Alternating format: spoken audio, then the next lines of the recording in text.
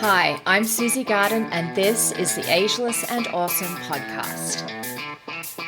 I'm an age-defying naturopath and clinical nutritionist, and I'm here to bust myths around women's health and aging so that you can be ageless and awesome in your 40s, 50s, and beyond. The Ageless and Awesome podcast is dedicated to helping women through perimenopause and menopause with great health, a positive mindset, and outrageous confidence. Hit subscribe or follow now, and let's get started.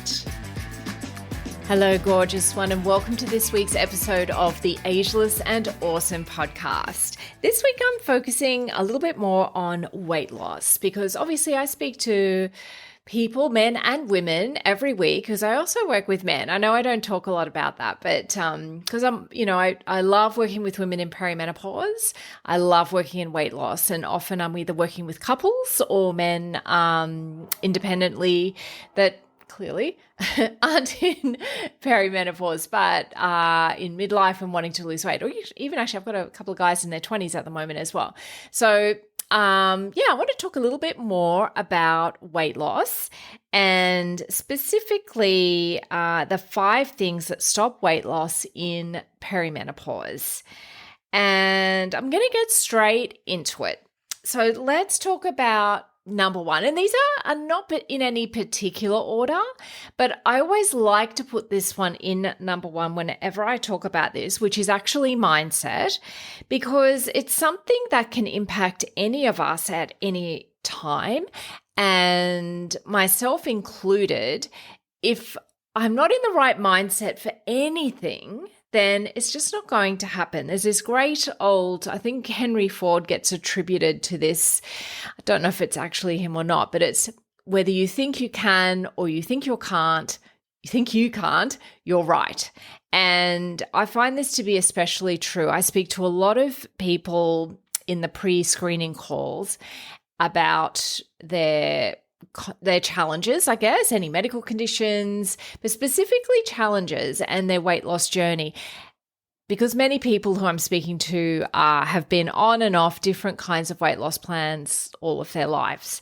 And when I'm asking people what their weight loss goal is, I reckon about 70% of the time, they will either undercook it or they will say to me, I think it's, let's say 15 kilos. And they say, but I'd really like to lose 25, but I've got to be realistic. I'm over 40. I'm in perimenopause. It's probably not possible for me to lose that weight. And again, Henry Ford, whether you think you can or you think you can't, you're right. And thinking that weight gain is inevitable. And that there's nothing you can do about it when you get in your 40s or your 50s is absolutely not true. So if you have that thought, then you're going to make choices and decisions with that thought influencing you. So having a mindset that is going to support you to make more positive choices is imperative, particularly when you're embarking on a weight loss journey or any kind of health journey. And it really doesn't matter what happened with your mother or your sister or your friends that have gone through this period of time. You don't have to have their story. Even if you have the same body sort of shape as your female relatives, that doesn't mean that you are going to have that. And if you do have it currently, it doesn't mean that that's the way it has to be if that's not what you want. And that's why when I'm working with people, the very first thing I do is request that they complete the very first module that I provide in the Glow Protocol VIP space. I also provide it for people that are just doing metabolic balance on its own. And it's all about creating an inspiring mindset so that you are coming on this journey feeling inspired and not feeling like, oh, I'll give this a go, but I don't know if it's going to work. And, my friend told me that I'm wasting my time doing this, et cetera, et cetera, et cetera. Having a really positive mindset around any choices that you're making will make a huge difference in how successful you are with any kind of changes that you're making to your lifestyle. So mindset is absolutely number one when I'm looking at what are the top 5 things that stop weight loss in perimenopause. So have a think about that for yourself, what that might mean to you, how you've approached things in the past when it comes to making changes to your lifestyle with a view to reaching some health goals.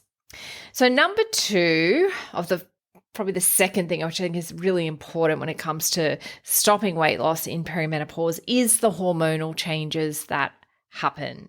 Now, most of us will really think, when you think about hormonal changes in perimenopause, you're thinking of the estrogen and progesterone changes. But there are so many more as well. And 2 specifically are thyroid hormones and also insulin, which is another hormone. And when the estrogen starts surging, as it does in peri, it will impact your thyroid hormones. And the kind of physiology behind that, the reason why, is we have something in our blood called T4. T4 is the thyroid hormone. T4 binding globulin, or TBG. And estrogen, when it's elevated, is known to increase TBG, so this T4 binding globulin concentration. And when that happens, that can lead to what we call subclinical hypothyroidism. And that is the kind of thyroid condition that leads to weight gain and feeling sluggish and feeling cold.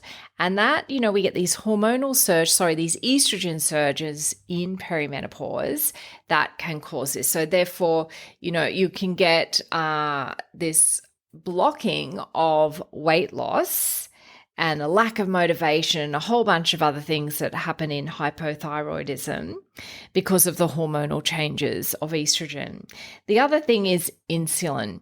Insulin is important. You probably know about it from perhaps knowing people with diabetes. They inject themselves with insulin, which allows the glucose to go into the cells and do the job that it does.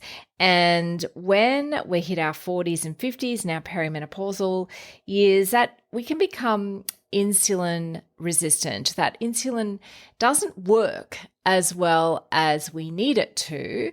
And that can also lead to a sluggishness when it comes to weight loss.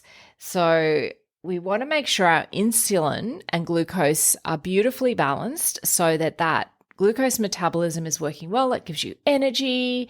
It also helps stop that weight accumulation around the torso or around the waist, which is what can really be problematic, particularly in perimenopause. So our hormonal changes really matter.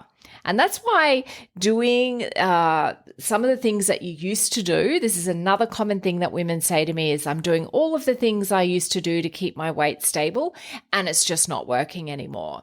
And that's why I get really angry with these PTs that are recommending 1,200 calorie a day diets and flogging yourself at the gym to lose weight. For women in perimenopause, it's not necessarily going to be the best option for them to support their hormones and to actually give weight loss that's going to be sustainable and it's going to make you feel good and energized and motivated rather than absolutely depleted.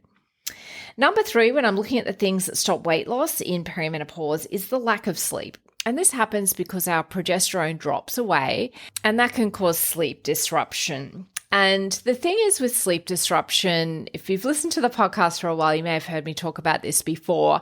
When we have disrupted sleep, it really interferes with our blood glucose levels and again, our insulin levels, because when we go into deep sleep, our blood sugar is maintained at a fairly low sort of level. And it's quite a complex biological thing that goes on, which is amazing. It means that we're not waking up because we're hungry. It's keeping us asleep and it's regulating our glucose level. And when we have a lot of sleep disruption, this hasn't happened overnight, and this wreaks havoc with our blood glucose metabolism. I think it used to be thought that people put on weight or more likely to be overweight when they had insomnia. And I think it used to be thought that it's because people were at the fridge eating during the night and then going straight back to bed. But we know that now that that's not actually the case. It's way more complex than that. Number 4 is stress. Again, this is a progesterone issue, also an estrogen issue, but that decrease in progesterone can cause what we call HPA axis destabilization. Our HPA axis is responsible for many things, including our stress response and our relaxation response.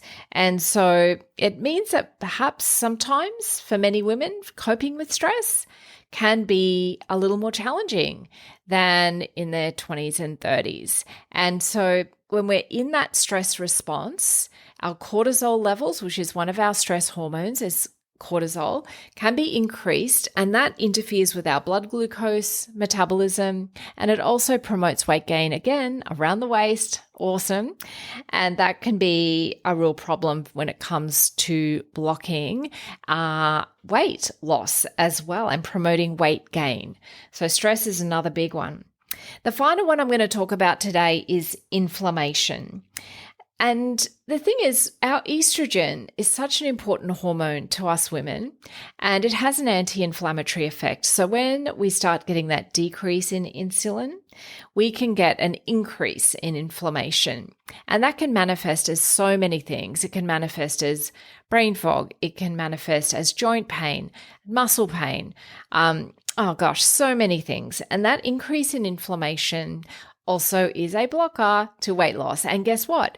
The more extra weight you are carrying, the more chances there are that you are inflamed. In fact, when I was at uni, we learned that an obese body is an inflamed body. So when you have that increased inflammation, it's a real blocker to weight loss. And that's something when I'm working with people in their programs in the GLOW protocol, and metabolic balance, the big thing we're working on is reducing inflammation, balancing hormones, making sure the insulin and glucose is also beautifully balanced, working on mindset and sleep. And all of this together is what gives us our fantastic results. It's not just about the food, although the food is a pretty important component of it. It's the holistic approach that really gets those fantastic results. So I'm just going to recap my top 5 things that stop weight loss in perimenopause. So mindset is a big one. Hormonal changes really influence our weight and where our fat is distributed. Lack of sleep, which happens with our reduced progesterone and estrogen.